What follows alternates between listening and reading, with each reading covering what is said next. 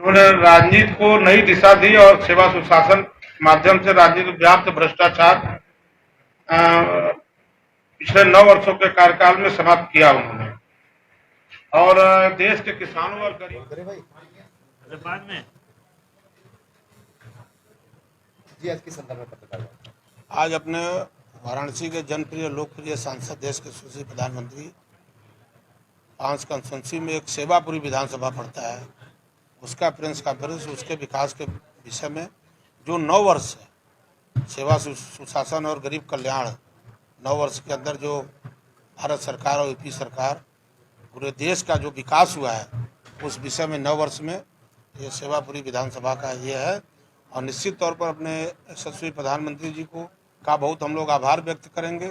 वाराणसी के विकास के लिए और पूरे देश के विकास के लिए उन्होंने अपना पूरा 9 वर्ष का जो रिपोर्ट कार्ड है वह दे रहे हैं।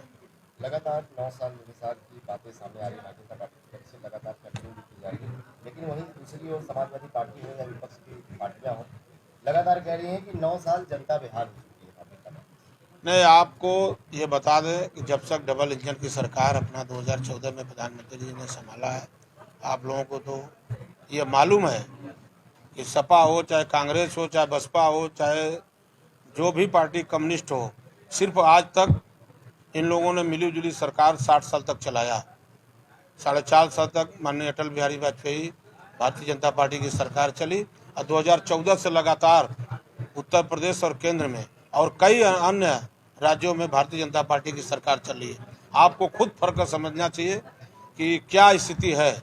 आप चाहे काशी विश्वनाथ का ले लीजिए, चाहे अयोध्या का ले लीजिए, चाहे किसानों के सम्मान का ले लीजिए, सम्मान निधि किसानों के खाते में जा रहा है, चाहे रोड का ले लीजिए, रोड कनेक्टिविटी का आप देख रहे हैं कि पूरे, अब बिजली का ले लीजिए 24 घंटा बिजली, 22 घंटा बिजली, 18 घंटा बिजली किसानों को मिल रही है।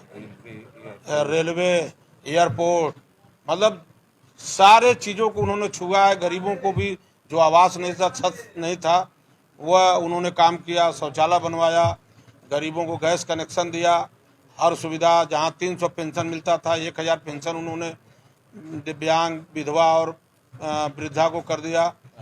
आयुष्मान कार्ड, गरीबी रेखा के बारे में आपको मैं बताना चाहता हूं कि 140 करोड़ की हमारी देश की आबादी है, जिसमें 80 करोड़ गरीबों को फ्री में राशन 3 साल से लगातार दिया जा रहा है।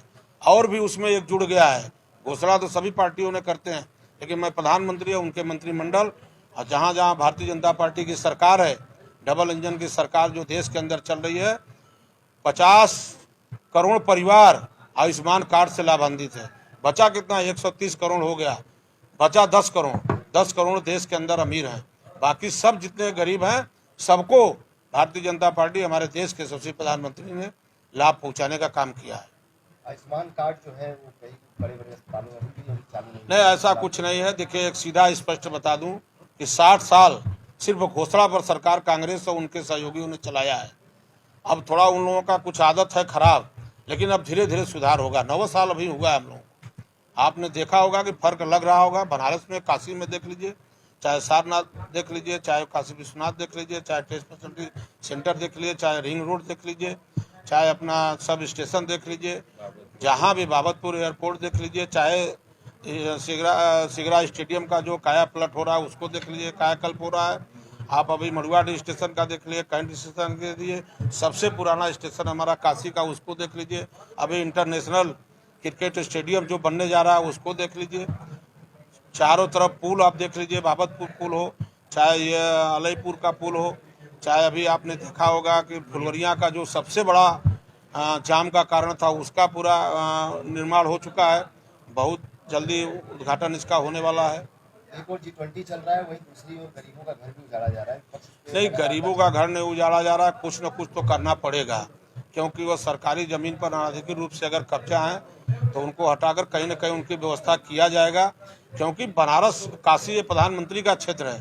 काशी दुनिया के अंदर एक न्यारी, एक बड़ा प्रबुद्ध इसका स्थान है, तो निश्चित तौर पर इस स्थान को बढ़िया बनाने का काम सरकार का ही और जनता का उसमें सहयोग है।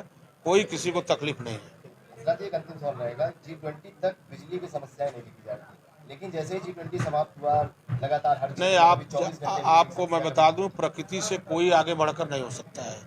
प्रकृति का ऐसा एक सिस्टम है, इतनी भयंकर गर्मी है, कहीं न कहीं तार गल जा रहे हैं, ट्रांसफार्मर जल जा रहे हैं, तो वो सुधार हो जाएगा, उसमें कोई घबराने की बात नहीं है। 1-2 रोज में सब